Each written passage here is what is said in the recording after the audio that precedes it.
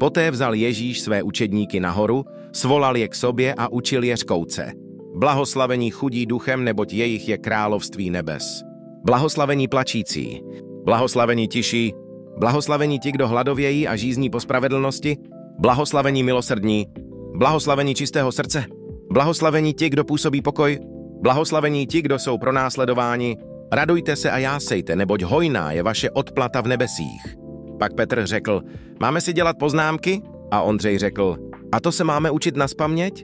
A Jakub řekl: Bude se z toho psát písemka? A Filip se zeptal: Co z toho můžeme zapomenout? Jan navrhl, že stačí, aby se to naučil jen jeden z nich. A Matouš se ozval: A jak to všechno souvisí s reálným životem? A Jidáš to uzavřel: Kdy už zas půjdeme dál?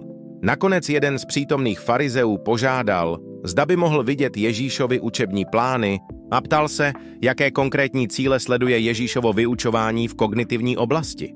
A Ježíš zaplakal